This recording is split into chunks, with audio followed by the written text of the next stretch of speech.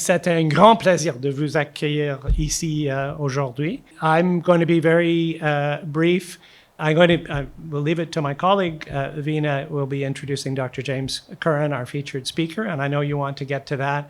Let me just say a couple more things. One is that we are gathered on the traditional and unceded territory of the Squamish, Musqueam, and Tsleil-Waututh peoples at the Asia-Pacific Foundation of Canada. We're grateful, as all Canadians, to our First Nations for the lands on which we live, work, and play. And we're committed to the process of reconciliation. I would say for myself, as a Canadian who is also an Australian, I'm very excited about what is happening in Canada-Australia relations. I had the privilege of being in Sydney and Canberra last month for the visit of Prime Minister Carney, and I can tell you the atmosphere was pretty electric, and not just for Prime Minister Carney, but also Finance Minister François-Philippe Champagne spoke to really senior audiences of business, investment, financial institution leaders in Sydney. Our Defence Minister, David McGuinty, had a standing room only Defence Industry Canada-Australia roundtable. You can see the potential for deepening cooperation is immense at APF Canada.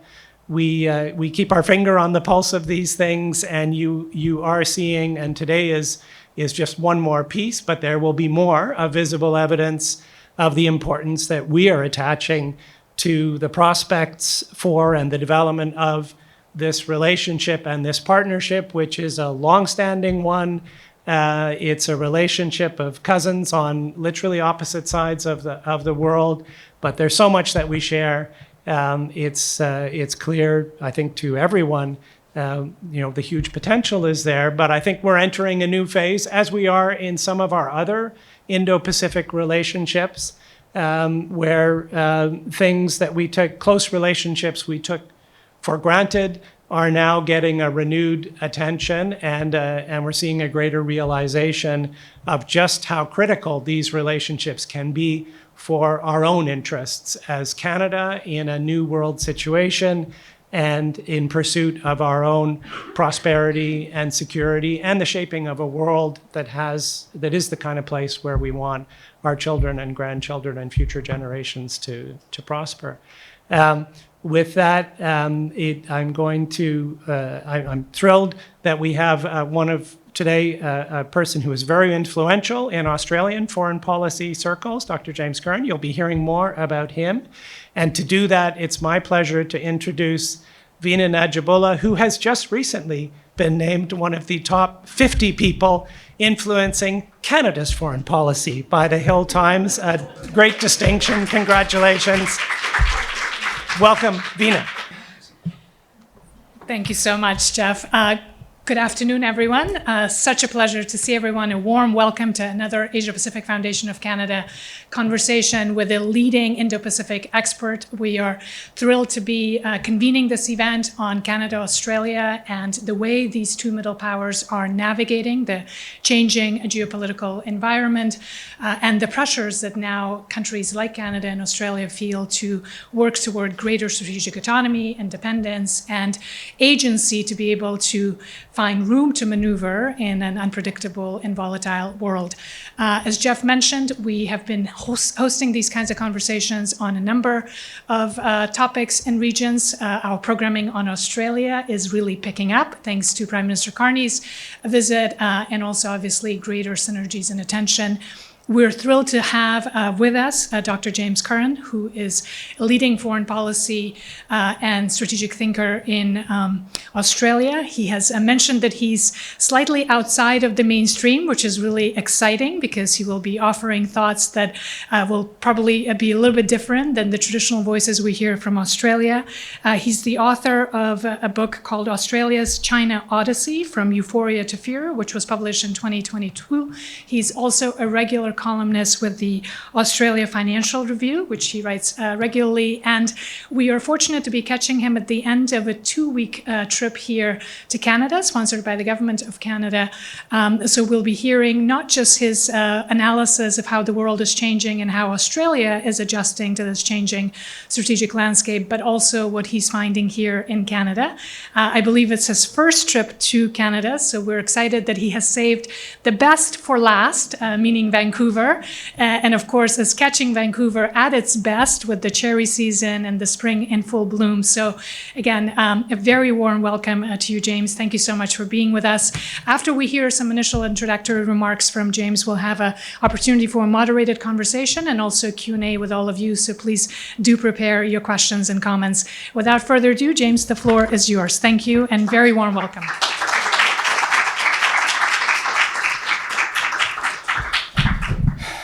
Merci, Vina. Je suis très content d'être ici. Merci mille fois. Thank you very much also to the Canadian Security Intelligence Services who facilitated this visit and sponsored it. They've been marvellous hosts. And I wanted also to thank Nathalie Caron from the Canadian High Commission in Canberra, who, along with CSIS and Jaspreet, have put together a terrific program where I've been able to meet so many of your officials, diplomats, experts and academics and commentators. So it has been an enriching time for me to learn more about your country at this particular turbulent moment, cette tempête de Trump. Let me begin with a broader point about how we do go about making sense of this moment in world politics. Now, as we know, all human decisions are made on the basis of a view of the future, whether it's individuals betting on racehorses or football games, or governments making defence and foreign policy. And these views of the future, which determine decisions, are based on views of the past. They're based on assessments of past experience, either direct or learnt. As rational people, as rational beings, we need to feel that we are at one with the universe. We have to try to believe that it all makes sense. As we encounter new events and problems which don't altogether fit our existing expectations, we have to adjust our large view accordingly. Now, most of these adjustments, however, are patchwork jobs. They don't require people to rethink their fundamental picture of the world. Most of people's expectations, such as trains running or even running more or less on time, are based on long experience, and in making decisions are taken for granted. It's only when the whole electricity grid collapses that people have to give thought to those more deeply based assumptions about the transport system, which they regularly act upon. The same is true for nations in responding to new events and problems and in making decisions about how to deal with them, that is, in making decisions about defence and foreign policy. Normally, governments try to fit new events, within their received general assumptions about the international system. There are, however, certain events which so disturb the existing system that nations are compelled to go back to the drawing board, so to speak, to make sense of the future. Over the last century and a quarter, if you like, World War I, the Bolshevik Revolution, the rise of fascism, the post-World War II Soviet-American confrontation, the Asian and African rebellion against Western imperialism, the implosion of Soviet communism, and of course 9/11 were just such world-shaking events. When faced by these paradigm-breaking historical circumstances, nations are compelled to rethink the whole picture of international relations. And of course, as we know, international relations scholars and meta-historians feel moved to revisit the past in the broadest possible way, to provide new patterns of understanding for the future and thereby to help governments make sense of the new order of things. The Trump phenomenon is arguably presenting itself as another such moment. Now, we do not yet have an idea of what any kind of new order might look like after Trump. Beyond the certainty, I think, that the US-China bipolar dynamic will remain the core of any new multipolar system that's coming into being. Hence, I think the persistent and understandable incoherence in how governments are meeting these changed circumstances, the gritting and gnashing of teeth, the grasping for new formulas, the hope that Trump's successor might not be, can't possibly be as bad. Now, Australia is no different. The point is that events are now turning against Australian establishment perceptions of the world. But Canberra is keeping its head down, sometimes veering from one side to the other, and hoping that nobody will notice. The United States alliance, which has become a way of international life for much of Australia's national security community, is paradoxically characterised by the deepest military integration in its 74-year history, yet beset by more doubt than at any point in the past. Australia's instinct seems to grit its teeth and hope for American renewal in 2030. Now, of course, I think most of us would agree that Trump represents deep structural change in the United States. But Australia finds itself as piggy in the middle of US-China strategic and economic competition. We're in the middle because we have interests on both sides, and the heightened US-China tensions are not only serve none of our interests, it imperils them, threatening the real prospect of war. The situation requires harder thinking about how we compensate for US policy shifts in an atmosphere of rising Chinese confidence. So how did we get here? Let me deal with the United States first.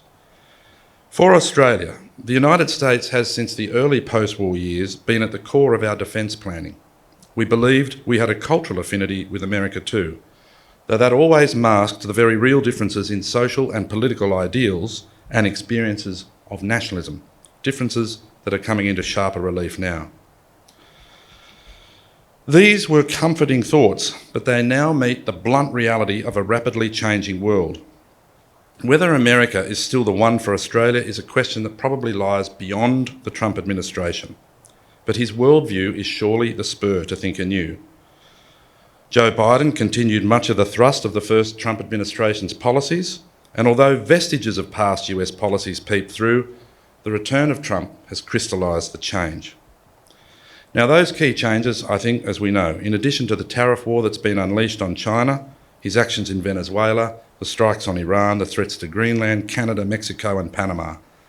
The tariff war in particular has shown just how access to the huge American market feeds Trump's belief that he has the opportunity to exercise presidential power, a power that he can wield unreservedly across the world and in a manner unprecedented for American allies. The focal point of the trade war has been China, yet so far it's suffered the least. Rarely in peacetime has such aggressive action been taken against a trading partner. The result of the ensuing volatility and confusion in Washington is that America's allies in the Pacific have eroding trust in the United States. In practical ways, across the trade, security and investment domains, the US-led post-war world has gone. Trump's Washington is so totally self-interested and has downgraded partners and allied interests in a way not seen in the United States since before World War II. Yet large sections of Australia's political class, along with its think tanks, still refuse to basically acknowledge it. Now, these chill winds blow into Australia from the United States at the same time as China's rise continues to unsettle. Xi Jinping has changed the nature of the Communist Party's administration of the state, though the party's control obviously predates Xi and will post-date him, whoever takes over. The party and Xi have a worldview matching its domestic policy framework. That is, people should do what they are told and accede to Chinese interests. While the Chinese party is embedded in an authoritarian state, we still have to deal with the reality of China and fashion our own path towards economic and military security in that relationship. The level of China's military build-up invites the obvious conclusion that must have been drawn in Beijing, namely that it was a challenge that would confront and might check the US and its allies in policy and military terms. China now has the capacity to resist intimidation by the United States. Then, of course, there is China's trade coercion of Australia from 2020, clearly weaponising trade for political purposes. That reality should not be forgotten or relinquished, but there's another side of that reality. That is, Australia's critical iron ore trade was not attacked then, and that part of the relationship didn't change. And Beijing settled the dispute within the framework of international trade law and the regime that also insulated Australia from serious damage from China's trade embargoes. Australia successfully diversified. Finding an equivalent source of iron ore might not be a reasonable prospect for China for another 2 decades or so, but the point is that both countries are caught in a deep embrace of economic complementarity and the trade regime that fostered it. and from which neither can escape for the time being. Now, the argument can be put that Australia might have lacked some guile, diplomatic guile, in its megaphone diplomacy with China. But the Chinese response was unreasonable and a warning for the future. The problem at times with the debate in Australia over China is that it so often allows unanchored fear to unbalance informed calculation. The aim must be to achieve a favourable defence posture without intensifying the very threat which it is hoped will be averted. Now, that may be difficult, but it's not impossible. At the moment, since 2022 and the election of the Labor government of Anthony Albanese, the government has adopted a policy of stabilisation with China, and the 22 election enabled an off-ramp for both sides. Now, the policy of stabilisation has been attacked in some quarters as appeasement. Others have said that it acts as a kind of a straitjacket on the relationship, preventing it from developing further. Certainly there's great impatience on the Chinese side to move beyond stabilisation to improvement and then the further development of the relationship. Others still have argued that this is simply now a normal bilateral relationship again with all its attendant ups and downs. So there's still a vibrant debate over stabilisation, and I want to point out some of the problems with it, that is, with the term stabilisation. Now, when the Prime Minister went to Beijing last year for a 6-day visit, he, in his rhetoric, looked to go beyond stabilisation to talking about warm and constructive engagement. Other times he talks about selective engagement. There is no question that the government will not budge on foreign investment and the strict foreign investment rules, right? That is an area which is just a no-go zone for the Australian government, given the experience that it had from 2016, 2017 through to 2022. But there are all sorts of pressures on stabilisation. Now, we've got Washington calling for higher defence spending, and in Singapore last year, the Secretary of War, Pete Hegseth, as many of you would know, also appeared to imply that Asian allies' outward trade should be limited with China. Now, that is as much a red line for Australia as it is for other key US allies and partners. So far, the Australians are not budging. Trade Minister Don Farrell has stressed, he said, Chinese trade is almost 10 times more valuable to Australia than Canberra's trade with the United States, which in 2023-2024 sat at $37 billion. And he added, he said, Canberra doesn't want to do less business with China, we want to do more business with China. And just in case his American interlocutors had not heard the message, he then declared, this is all publicly, we'll make decisions, he said, about how we continue to engage with China based on our national interest and not what the Americans may or may not want. Now, that's strong language from an ally that still expects the United States to be its great protector. But anyway, it is what it is. But no wonder Pete Hegseth is out to pull down the Allied hedge. Even the appearance of a Chinese research vessel and later a group of Chinese naval vessels off the Australian coastline last year showed that the government was sticking to stabilisation. Speaking about the presence of the research vessel, Prime Minister Albanese told reporters, he said, well, I'd prefer it wasn't there. But added, he said, we live in circumstances where, just as Australia has vessels in the South China Sea and vessels in the Taiwan Strait and a range of areas, this vessel is there. Now, God only knows what the Americans thought about that, but put it this way, if a Japanese Prime Minister made a similar comment, it would likely provide grounds for their resignation. Now, stabilisation with China was never intended as a synonym for détente. Perhaps its greater paradox, in addition to the ones I'm talking about, it gets rocked from side to side by provocative actions from the Chinese side. It'll be rocked again when the Australian government, as it's intending to do, ensures that the ownership of Darwin Port, which abuts the marine rotation, US marine rotation, when the ownership of the Chinese port there, the Darwin port, is taken from Chinese hands and given to Australian owners. That is another, I think, problem to come. Now, it was never intended as a synonym for détente.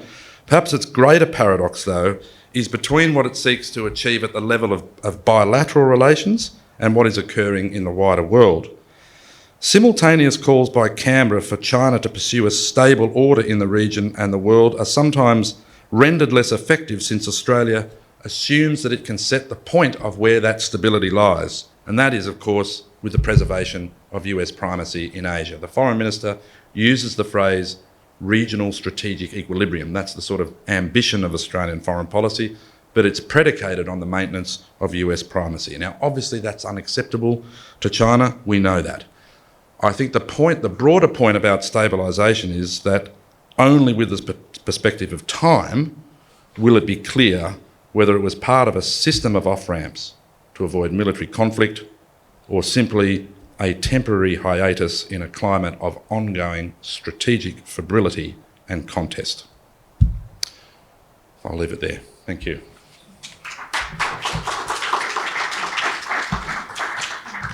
Sure.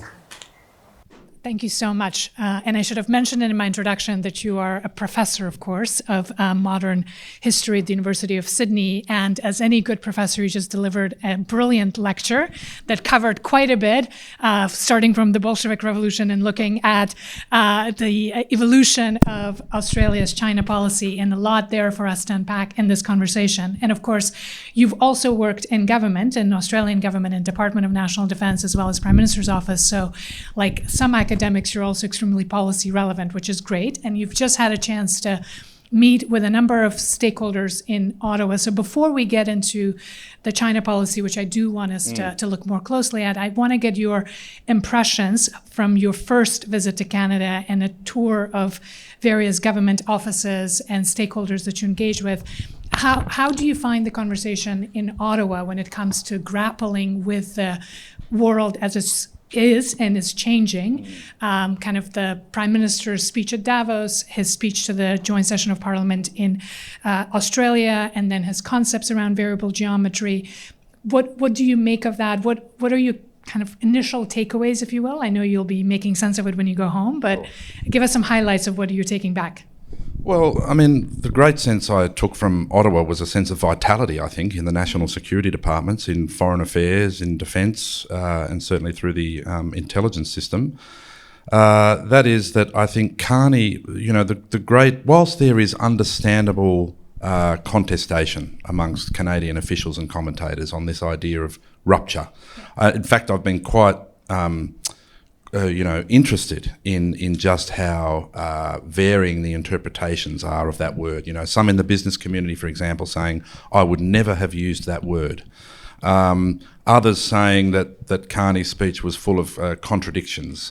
Some who believed, you know, you might put in the liberal internationalist camp, horrified by the sort of I guess the speech in a way provided a kind of a death warrant for the rules-based order, right? But he called it out. I think the big takeaway is the challenge of implementation, right? In the Davos speech, Carney has already kind of laid out in fairly sort of concrete detail where he sees these kinds of shifting coalitions taking place. There is a bit of a menu there, right? Now, I'm sure that will evolve over time. The big challenge I got the sense of was implementation. Yeah, where do these coalitions form, on what issues, who will be part of it? Now, the unfolding of events will probably give us the answer for that. But as I said, the speech already gives a fairly decent menu of where those areas of cooperation might be. In terms of the differences with Canberra, I mean, Canberra wouldn't give a speech like that.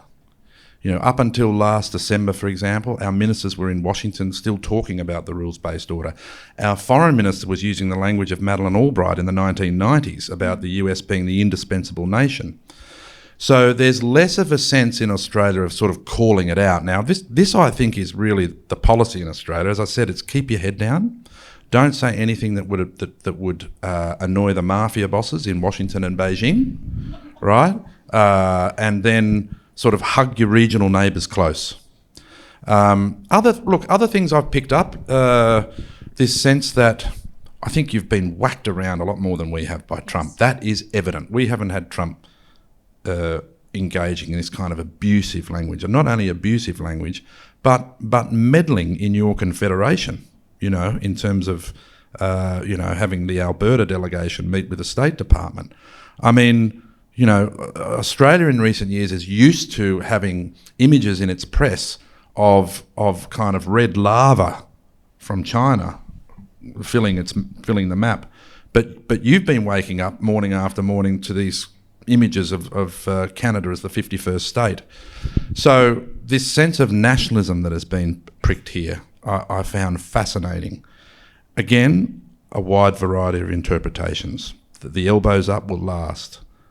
People are voting with their feet. They're not travelling. They're not buying US products. Okay. On the other side, a sense, especially from the business community again, that reality will dawn. 90% of Canadians live within 1 hour of the American border.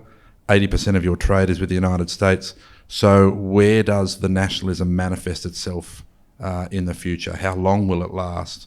So a variety of views. A sense that, as you mentioned in your introduction, Veena, that Canada is now looking at how to manage and balance this relationship with China. How do you engage, but engage with caution? Where do you put the red lines? How do you deal with China publicly? What are the negotiating tactics in private? I think on a whole range of those issues, I've been very stimulated by the Canadian response. That's great to hear, and I think many would agree with your takeaways so far. You mentioned that the word rupture wouldn't be used in Australia, or that a speech like the Davos speech by Prime Minister Carney wouldn't be given by an Australian leader. Is it because of the difference in threat perception in terms of what's happening? Because as you mentioned, we have been at the front line of the Trump disruption in some ways, both in terms of the obviously economic pressure and the tariffs, but also just the language of the 51st state and the governor and so forth. So you're not receiving that from the US, a 10% tariff, more or less a fine, and actually a fairly decent visit by your prime minister to Washington, and agreements on AUKUS and all of that. And then one would argue also your geography being closer to China or being in China's region. So spell out a little bit what accounts for that difference in the strategic narrative in the two countries. Yeah, well, as you say, I mean, we've really, up until quite recently, we've gone under the radar with Trump. I mean, we got off very lightly on the tariffs. We had a successful visit of the Prime Minister to Washington where he talked about AUKUS being full steam ahead. There was an enormous sense of trepidation about that visit because Elbridge Colby in the Pentagon had, as you know, instituted a review of the AUKUS agreements. There was some concern that he was quite negative about it. We understand that had to be rewritten, the original versions, but nevertheless, the pressure valve went off on AUKUS when Trump said that it was full steam ahead. We have also, I think in the last 10 to 15 years, we've made a number of decisions in terms of marine rotations, force posture arrangements and AUKUS, where in effect, I think the Australian view is that it's more important to the United States than it has been for a long time in the past. And with the vulnerability of US bases in Okinawa and Guam and Hawaii, I think they are looking to Australia now as a not so much as a forward operating base, but I mean, it's getting to the point where you could almost say Australia is what Japan used to be in terms of the aircraft carrier. Japan is still vital, don't get me wrong, absolutely vital. Those bases are crucial in any conflict. But, Australia has put an enormous amount of strategic, it's a strategic gamble on the United States, right? So it can't afford to say publicly, this is my reading of the Canberra policy community, nor is it wise to talk publicly about sort of putting more distance between us and the United States. That's just not a rhetoric that's been seen in Australia since the 1980s and 1990s. So in a way, they've kind of forgotten how, where we have to say yes to America and where we have to say no. So getting to a broader point of, could we give a speech of that kind about the end of the rules-based order? I mean, it's worked very well for Australia. So I just don't think that's sort of in the rhetorical repertoire, if you like, of the policy community at this stage. And what about the China factor? To what extent sort of the need for collective defense in the Indo-Pacific? Right. Absolutely. And the fact that without the US, it would be difficult to maintain that balance of power. So to what extent that's part of the strategic thinking? Yeah, so that is the big worry, right? I mean, to what extent, let me rephrase that. If as some in the Australian debate are saying, if the United States in the region is not going to play that game of collective balancing, then we're all in big trouble. Now, what breeds enormous confidence in the Australian debate is the emphasis in the Trump national security documents and the national defence policy on the first island chain. And I think the Americans have made it very clear to us that credible deterrence does not exist without the allies, right? That's right. So, and the first island... And Australia is now indispensable, as you mentioned. Right, Yeah. and the first island chain equates basically to continental defence, because they know if they can't keep Chinese submarines from breaking out of the first island chain, then the west coast of the United States is under threat, right? So all of those factors, I think, are contributing to a sense of Australia seeing itself as a much more vital player in this Asian architectural alliance system than it has in the past. So it's not in Australia's interest to call out rupture. Now, I do think there is probably a debate going on underneath about interests and values, right? We have spent a long time in our foreign policy, first with Britain, then with the United States, trying to ensure that our sense of cultural loyalty to the great power protector matches our community of interest in the Asia-Pacific. We have particular geopolitical anxieties that from time to time we feel the United States doesn't understand or Britain didn't understand, right? We've tried to bring them together. Trump puts that under strain, but it's not the sort of thing you go talking about publicly, right? This is the interesting thing, right? Where it might be useful to have further Australian-Canadian discussion. There is great talk of Plan B. Great talk about what is the alternative to the US alliance. In Australia, that meets a brick wall, right? We have brought back the old policy of forward defence, that is keeping the threat from Asia as far away as possible. It means that there's still a kind of a mental obstacle to thinking about the defence of Australia and having an independent defence capability. Now, this may change with the release of more documents in the coming days from the Australian government. I think they are beginning to have the view that they need to spend more on defending the continent. But the overwhelming defence expenditure is on AUKUS, $368 billion and counting. But what is the plan B for Canada as well, given how tightly integrated you are with the United States? If we talk about unstitching the American alliance, it would be a very difficult thing to do, given how tightly it's integrated across not only military and diplomatic, political and intelligence, but trade and investment and the cultural world of which we are a part with the United States. That's hard. And that's what I really appreciate in some of your writing and also your recent public speaking, is this idea of thinking outside of the box in terms of at least exploring what Plan B looks like. Right. You're absolutely right that it's difficult for Japan or Philippines or Taiwan or even Australia to imagine what Plan B, absence of a US sort of as a balancing actor in the region, could look like. I think the same is true for Canada as well, as is for some within NATO, although obviously Europe has a lot more options. And if they were to actually work together, I think the Russia challenge is more manageable than the China challenge in the Indo-Pacific. But this notion of what Plan B looks like, I think if you listen to Prime Minister Carney, I think he's talking about this middle power coalition, if you will, this variable geometry, interest-based coalitions. But the question is, are they operating within sort of the US alliance structure, or can they work outside, right? So to what extent can we balance greater self-reliance, greater agency, but still obviously count on the US to be some baseline of security, both for Canada continentally with the Arctic through the Euro-Atlantic, and then for Australia for your bilateral defense treaty, but also obviously in the Indo-Pacific. And how do you see that? Is that sort of a question of timing and sequencing, that we do this for a while, sort of on this dual track, keeping Americans in as much as possible while building self-reliance and agency? And then at some point we can contemplate Plan B? Or how do you think about that? Well, I think for the moment, I think this kind of activity will still revolve largely around the central pole in the international system, and that's the United States, right? When you think about, say, all the mini-laterals that are taking place, that were put in place by the Biden administration largely, and administrations before that, they still have the capacity, I think, to survive, even if they are not being carefully curated or nurtured by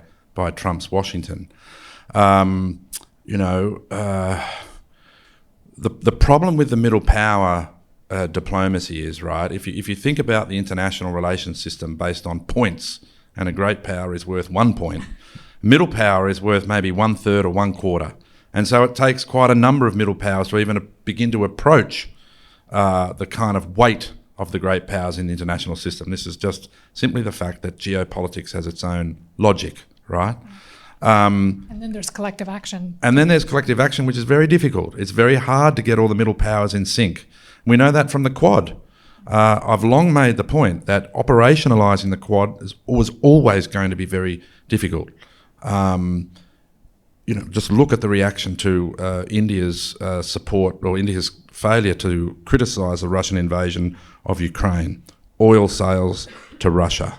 I think we can be very critical of the way in which Trump has handled the India relationship. He just hasn't given it the kind of space that previous presidents have given, but because he starts from the starting point of tariffs and its relationship with Russia, he's kind of shot himself in the foot there. I think India's strategic autonomy crouch is important for them domestically to say that they've got that to return to, but I don't see the US-India relationship fundamentally being rocked or altered in any way. But getting middle powers into alignment, the Quad's already done its main job, and that's to signal to China that there are countries that will swap strategic notes with each other. But getting beyond that, especially when the leaders aren't meeting, will be difficult. Absolutely. And I'm sure we'll come back to the middle powers, and I'll open up the floor in just 1 minute, but I do want to go back to the China strategy and Australia's evolution, and even the title of your book, right, From Euphoria to Fear, and that came out in 2022, and a lot has happened since 2022 with your new government in the stabilization and then selective engagement. How do you see that evolving? What's the current mood, or what does selective engagement for Australia look like, and how is it similar or different from what Prime Minister Carney is attempting right now here in Canada? Because I'm sure you are discussing our own recalibration with China as well in your trip to Ottawa. So my sense with recalibration here is that it is still in a process of working out where to put the boundaries, where to put the guidelines, where to talk tough and where not to. I get the sense it's being worked through. I think Australia has worked that out. I think it's mainly done in private, although let's face it, Penny Wong barely a month passes by when our foreign minister doesn't release some kind of critical statement of Chinese activity, either in the South China Sea with relation to the Philippines or its treatment of the Tibetans or Uyghurs. It's the way in which it is done. Now, I think it's important to bear in mind just how much damage has been done to the relationship in terms of the public imagination in Australia. You still have Lowy Institute polling, for example, that shows that a majority of Australians believe China poses a military threat. On the other hand, this mood in terms of stabilisation being the kind of answer to defining the relationship is also creeping across to the conservative side of politics, who after all led this initial response to China, right? Because Chinese Australians in the outer suburbs of Sydney and Melbourne in the last 2 elections have voted with their feet and deserted the conservative parties because of their perception that the rhetoric that they employed as a government on China was harmful to social cohesion in Australia. So that there's got to be a balance to it, right? This is what I talked about in my speech, this unanchored fear, unbalancing informed calculation. There has been a sense, I think, in which some guile has been returned to Australian diplomacy, but it's careful. When the Prime Minister went to Beijing, my understanding is that at times they were scratching around for announcements, and they were very careful about where they engaged. Still decarbonisation? Sure. Moving on foreign investment? Not a chance.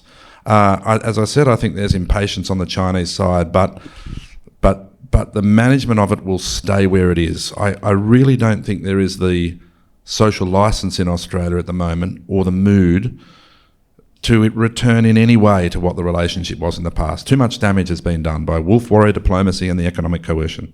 right, that Australia experienced from China. I think you're absolutely right that in Canada we're looking for what guardrails actually mean, because there's a conversation now is that we will be engaging through this new strategic partnership in specific areas, and then there will be sectors like defense, AI, or parts of the energy landscape as well, or critical minerals that would be off limits. And I guess we are looking for lessons from others, including Australia, in terms of how you're managing, including what you just mentioned, that while you're deepening your economic and commercial engagement, your foreign minister still has the space for, including publicly, to criticize and to express areas of concern, right? Which I think is something that we're negotiating here in Canada in terms of how to do that in a way that allows us to still preserve the commercial relations and keep China as a big export market. I mean, one thing I would say is there's probably relief in the Australian system that Trump doesn't want a war with China, right? He wants a commercial fight. And because the big problem for Australia would be if there is, God forbid, some kind of conflagration in our part of the world, well then, regardless of the victor, the entire East Asian hemisphere would be devastated for the next century. The people of Taiwan especially, but the whole architecture would be just devastated. So, you know, there is more of a sense. I mean, I read to you those comments by the Trade Minister. There is more, I'd even say bullishness from time to time, that Australia won't be dictated to by the United States in terms of its trade. Yeah. Because we don't have a lot of alternatives. But we are doing a lot with our partners. We're countering Chinese influence in the Pacific. There's been a lot of successful strategies employed by the Australian government in Fiji, Nauru, Tuvalu, Papua New Guinea.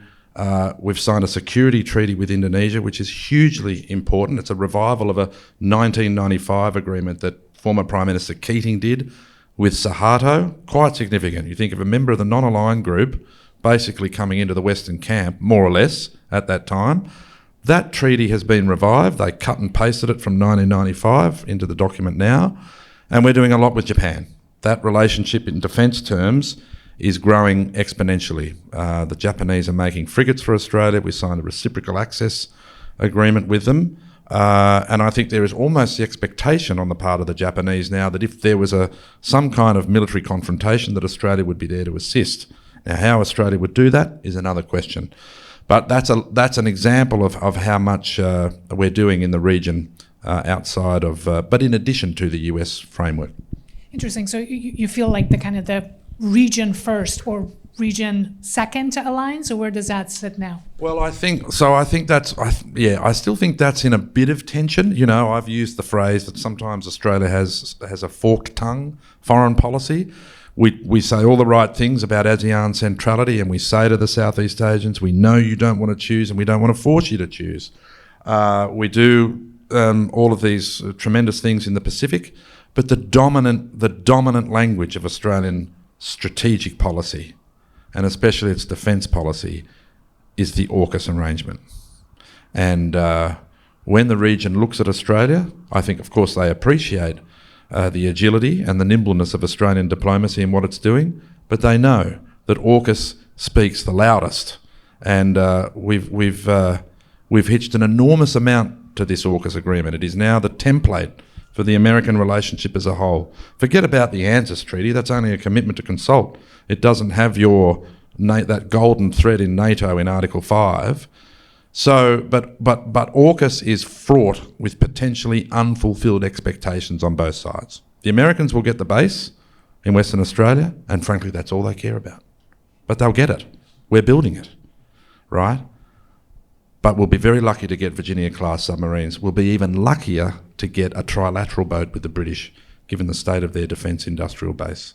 So there's big issues there and potential capability gaps. But, you know, as one interlocutor in Toronto said to me yesterday, what is this obsession with submarines, given our situation, right? Given the drones and the way in which drones are becoming such a central part of modern warfare. So will Australia spend all this money on submarines when that capability is virtually redundant in 15 to 20 years' time?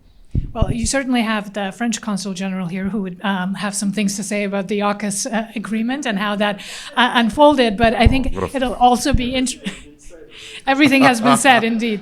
Well, but the French ambassador in Australia, I remember, said to me, not long after the arrangement, he said to me, "Je comprends pourquoi vous avez retourné aux États-Unis. I understand why you went back to the United States. Mais je comprends pas pourquoi vous avez retourné aux mamans. I don't know why you went back to mummy." Wow. But I guess we'll see what happens tomorrow when Australia releases its new national defense strategy. We understand that obviously AUKUS is a big piece of that, but there's a lot more there on self-reliance, on increasing defense spending, on doing more on collective defense. So stay tuned. And obviously the kind of the balance between alliance and self-reliance and doing more in the region, I think will be a key to watch. And with AUKUS, many people would say that the submarines is obviously one element of it, but it's also about innovation and technology collaboration, interoperability and capacity building and the strategic signaling of deterrence that it provides, right? So, I mean, I think some other voices in Australia have made that point, right? Awesome. So let's turn to the audience to see if there are questions. Great. I see Michael, and then come to the call. There's a mic coming. Thanks very much. Michael Small, I was the Canadian High Commissioner in Australia from 2010 to 2014, so I have a little skin in this game, or at least certainly have had. A colleague of mine who served with me actually in our High Commission in Canberra, David McKinnon, a few months ago wrote an interesting op-ed, I think it was in the Globe and Mail, but he directly compared something you've written about and thought about, I'm sure, at great length, the moment in 1942 when Australia found itself abandoned effectively, at least de facto, by the UK, and suddenly, of course, threatened by Japan and having to turn to the United States for its ultimate security. Anyway, David wrote a comparison between that moment and 2025 for Canada, where suddenly Trump has arrived talking about the 51st state. Obviously, maybe other people not using that rhetoric, but our only ally, or our closest ally, and our major trade partner suddenly becoming a source of threat to Canada in a direction we hadn't anticipated. So I raise that because as a historian, and you alluded to it at the beginning of your remarks, beyond the specifics of policy, you also think about history and how that's interpreted in national myth. And I wonder if you find any, obviously there's lots of differences, but any similarities in that comparison in terms of a galvanizing moment for a smaller power and having to rethink its fundamentals. And maybe I'll just stop there and let you reflect. No, it's a very good question, And I mean, that's been one of the things that I've just felt in waves since I've been here. That sense of deep emotional resentment of the way in which Trump has spoken about this country, its closest neighbour, one of its closest allies, contributed so much and lost so much in Afghanistan. That has hit me like a 2-ton truck. It's not often, you know, you talk about history and you know as well as I do that our country's moved very quickly out of this era of being part of the British world into proclaiming ourselves as multicultural communities, and that indeed I think one of the great strengths of these countries like Australia and Canada is that you don't have this kind of on-your-sleeve nationalism, right? Now, Canada is light years ahead of Australia in terms of its national symbols. We still have the Union Jack on our flag, but let's leave that aside for the moment, what Jerry Seinfeld called Britain at night. But it's a good question, right? Because in 1942, that's right. I mean, Australia learnt about the folly of relying on imperial defence. All the assurances that had been given from the late 1920s, when the Singapore base was being built, proved to be a mirage. The guns were turned the wrong way in Singapore. Now, what's interesting is once that kind of sense of betrayal, remembering that Australian foreign policy revolves around a very simple axis, the imperative of loyalty and the prospect of betrayal.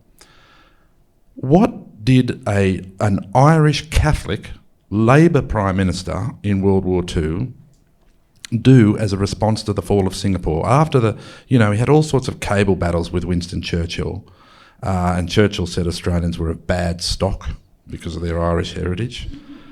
This Labor Irish Catholic Prime Minister, who'd been jailed briefly during the First World War for his opposition to conscription, then said, I want to make the system of imperial defence work better. So let's have an Empire Council. And Mackenzie King said, what a joke. What a joke. Are you seriously thinking we're going to go back to this policy of imperial coordination, right? I think the galvanising thing about this moment for Canada and what I've really felt is that there is no going back to that old US-Canada relationship. So much damage has been done. Yes, the imperative of trade will continue. Yes, I think people-to-people links will recover, even if the travel has fallen off. But there is probably this sense of breakage, I think. It would require 2 or 3 US presidents from the old sort of Democrat or Republican establishment to sort of remake it and repair the damage. I'm naturally suspicious as a historian of turning points, but I suspect this could be one. But Australia hasn't had that moment. And in fact, it's doing everything it possibly can so it doesn't have to face that moment. But you know as well as I do, it's the thing about history. It often has an ace up its sleeve, and sometimes orthodoxies can collapse overnight. So we need to be thinking about what this post-American world might look like. I don't think it will be a moment where, the Stars and Stripes lowers down as the tears roll down the cheeks in Guam or Hawaii or something like that.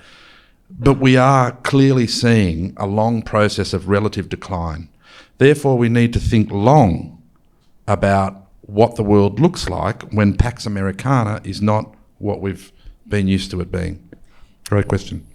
And many would certainly feel like what's happening in the Strait of Hormuz is a little bit of a Suez crisis, a moment of the 50s, and that decline is now being accelerated in a way that many did not anticipate. So I think your writings about the imagining of a post-Americana world as Pax Americana is a really interesting one, and especially for Australia, given that you weren't prepared for the previous change of empire. Colin. Thank you. Professor Curran, I'm a journalist. I write primarily on trade with Canada and the Indo-Pacific region. I'd like to pick up on your mention of social cohesion and look at it through the frame of what we might call issues management, because we've gone through something quite remarkable in Canada here, and I'm wondering how it compares to Australia. Since the election of Prime Minister Carney, I think it's fair to say that Canada has undergone a revolution in its national frame of reference in terms of what they think the country is. There's a national wave now that's supporting an industrial policy, essentially, economic survival. Prior to that, with the previous government and the Prime Minister, there was a whole set of issues that could equally be called spurring on national sentiment. They ranged from kicking out spies from China, from Canada, other issues such as, we had an issue of an Indian crime alleged in Canada. All of these things have been now pushed to the back page of the newspaper if they appear at all. And I'm wondering if the kind of issue, they included things like Chinese electoral interference and whatnot. And we've overcome that, and we've almost kind of pushed it off the front pages of the paper because we're focused on economic issues and trade, and that's the national sentiment now. How does that compare to what goes on in Australia? You had issues where there's been protests on forced labor and that sort of thing with China. What's the ethos of Australia now, and is it really stabilized? Before you answer that, Professor, let me just get a sense of how many more questions do we have in the room, because I want to, and don't be shy. We have 1, 2. Do you mind if we just collect a couple and then you come back to them? So yes, please. Go to Paul. Yes, Paul Meyer, Simon Fraser University, former Canadian diplomat. I was struck on the reference to AUKUS and the importance green light that Australia got during the visit of the Prime Minister in Washington. But I'm also struck by the eye-watering expense of this procurement initiative and the high risk, I would think, in terms of bringing it all off. And if indeed there's an element, as Vina reminded us of strategic signaling, wasn't there cheaper ways of achieving that? Maybe just in your revamped national defense strategy. So just your thoughts on that. Great. And then we'll get Justin's question here too. And I encourage the women in the room to also ask questions. Yeah, perfect. And we'll get Angel and then I'll turn to you. Thank you, Professor Curran. I'm Justin. I'm a research scholar here at APFC. I want to go back to your talk about having a plan B, both Australians and Canada, and just like how realistic is envisioning a plan without United States as the core of a defense policy. In Australia, with the new port coming in Western Australia, Pine Gap, the biggest signals intelligence base. And similarly here in Canada, just our defense integration with NORAD. It just seems like the United States has such a big stake in our defense. Sure. Fantastic. Angel. I want to thank you for mentioning about the First Island chain, the importance of it, and Chinese influence in the South Pacific, including the small island that we are faced with being taken away our old diplomatic allies. And I want to mention, faced with President Trump's tariff war with a lot of countries and conventional allies, those influence are still there, and we are faced with those influence. And how do you perceive with the convention, the quadrilateral security dialogue? Is it still there, and how Australia continue to work on these issues, and how do you perceive with the American government's strategy in that? Okay, thank you very much. That's Simple questions. quite we have 2 hours. quite a range there. So thank you very much. Look, I'll go to the first one about ethos and national cohesion in Australia. Look, one of the, I think, extraordinary things about stabilisation has been that has, in a way, taken away the targeting of Chinese communities, right? That has not been as much of an issue. There is enormous discipline in the way in which the government uses its language on this policy, but we have different pressures now pulling at the fabric of social cohesion, and that's from the rise of again the resurgence of a far right politician in Pauline Hanson, who's now polling above 20%. You're right, though, in that there's been the head of our security services, our equivalent of CSIS, so ASIO, Australian Security Intelligence Organisation, delivers an annual threat assessment. He has been talking about the threat of Indian espionage in Australia. I think there's a sense in which Australia can't take its eye off the ball on these questions, but for the moment.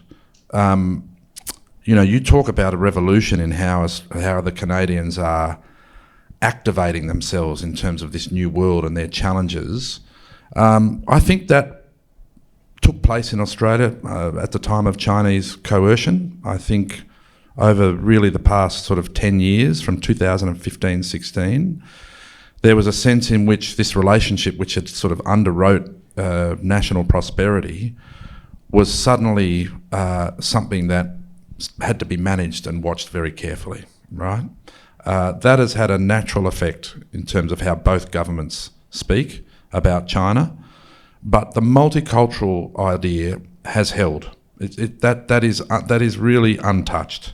The problem is, I think, what this far-right politician will do in terms of creating an atmosphere in which it's okay or perceived to be okay to attack those of a different ethnicity. That's a real worry, I think, for Australian cohesion. I think the second question was about AUKUS and alternatives, right? Well, apart from the French alternative, the other alternative was to basically build what was called the Son of Collins. That's the existing diesel-powered submarine, right? But that decision, I think, could have been taken about probably 15 to 20 years ago, but it wasn't made. So now we're stuck with this decision. We're putting so much money. We've signed a couple of checks at least, billions of dollars into both the US and UK industrial base. We've signed a 50-year treaty with the United Kingdom with no get-out clause. I think both the Americans and the British have get-out clauses. We don't. So it is a potential train wreck. I take Vina's point absolutely that Pillar 2, even though as my understanding is struggling to some extent for the lack of business investment, is nevertheless doing important things in quantum computing and AI, and our ambassador in Washington did a wonderful job in getting the ITAR restrictions taken off. So there's been movement on it, but there are also challenges. Look, I mean, this goes to a deeper question, doesn't it, right? How much do the Western democracies want to put into defence spending? We're fudging the numbers big time. We are now using 3% figure of GDP. And we're saying, we'll get to the NATO figure because we'll include how much we pay in defence pensions to retired defence officers, right? We're fudging it big time. We're also emphasising our infrastructure. But can Western democracies, like Australia and Canada, who have very generous social protection policies, can they afford both? Can Australia afford a national disability insurance scheme that is ballooning in cost, as well as a $368 billion submarine program? You know, at some point, if the government is going to live up to its rhetoric of these being the most uncertain and turbulent strategic times, why aren't they coming to the public and saying, you need to sacrifice on social policies, infrastructure, education, health, because we're in the most dangerous strategic circumstances that we've known in a generation? Because they want to get elected. And they want to get elected, and they don't want the tough conversation about people missing out and having money taken away, right? So there's a real issue here for democracies in how they prosecute this era, and what kind of conversations they're prepared to have with the people and what kind of sacrifices they're prepared to ask. We haven't seen that. That takes real political courage and real leadership. We haven't seen it. Yeah. Now, the next question was about, is Plan B realistic? No, it's not. Not for the moment, right? This is what I mean in terms we've got to rediscover the intellectual leap that we did make in the sort of mid to late 70s and 1980s when we had a Defence of Australia doctrine. It had the alliance at its centre. The alliance was a critical pillar of that. But we didn't put any new content or meaning into the American alliance at that point either, right? Is it possible for Australia to go back to that? I mean, you know, I think there's an analyst in Australia, Sam Roggeveen, who talks about the echidna strategy, making Australia prickly and sort of convincing a hostile power that it's more trouble than it's worth to take on Australia, and that certainly needs to be looked at. That's certainly a possibility. It's the porcupine strategy. The porcupine that strategy also has explored. Right. Yeah. But the idea that you just can't be swallowed. You're so exactly. Your deterrence is so strong. Exactly, and but I would say that the momentum of now what's called interchangeability with the US forces means that Australia, its military really cannot undertake any meaningful kind of activity without the US. And the other side of that is that Australia is locked into US grand strategy in Asia. I mean, to take the flip side of AUKUS, if in fact we do get the crown jewels of nuclear submarines, and I think what will happen is America won't transfer them to Australia, they won't sell them, but they'll rotate them to Perth and they'll have, 20 Australian submariners on board. So if, God forbid, the crunch point comes, is an Australian Prime Minister really going to say, the American President picks up the phone, we need those submarines up in the Taiwan Strait? Is the Australian Prime Minister going to say, well, I'll pull the 20 Australians off, we're locked in. So, that's where we are. Now, the fourth question was on the Quad, which is limping. I think it's limping because of the lack of attention it's getting in Washington, not anywhere else. But I don't think Indian inclinations are very strong at the moment either, given the way in which the Trump-Modi issue has been handled. I think it will continue to do important work at lower levels, foreign minister level and bureaucratic levels, sure, but it is limping. In terms of being vigilant in the Pacific, I think Australia has learned its lesson. The Morrison government, on the day the 2022 election was called, was when China announced a police deal with the Solomon Islands. And I think that was a real sort of awakening moment for Australian governments, that perhaps with their eye on the global strategic ball, they'd taken their eye off the closer region. You know, that's the other great theme about Australian foreign policy, is the search for security in the Pacific. So I think they're alive and alert to that, but China's got a lot of money, and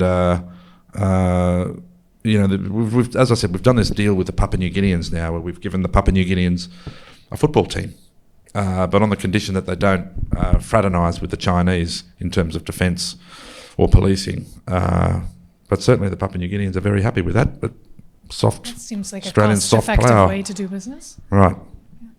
Yeah, I mean, clearly we can have this conversation for many, many more hours, but we're coming to the close of this session. And I think what we are hearing, though, is that we should be having these conversations with Australia much more, given that both of our countries are grappling with similar questions around alliance management, around building resilience, around managing relations with both the US and China, and about creating the conditions that would allow us to even explore what Plan B looks like. I think it is absolutely relevant for us to have those kinds of intellectually honest conversations that take the world as it is, but also start to imagine what a world could look like that we are shaping together, and what kind of capacities we need to have in place, and what kind of conversations we need to be having, both with like-minded partners like Australia, but also with our own populations. I very much take your point about the fact that if we are really living in the times that we're living in, which our leaders are talking about, an inflection point or a turning point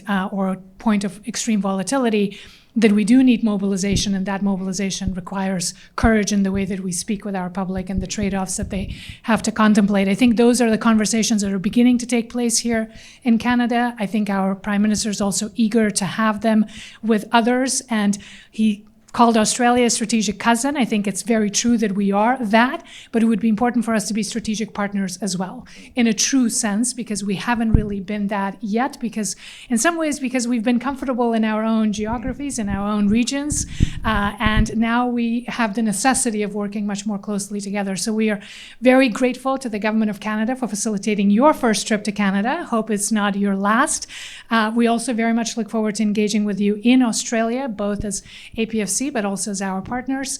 There's a lot more coming up in our programming on Australia. So for those who are interested, please stay tuned. And again, a huge thank you to everybody who's joined us here in the room, and for everybody who will be watching this online as well. Thank you for engaging with APFC's programming.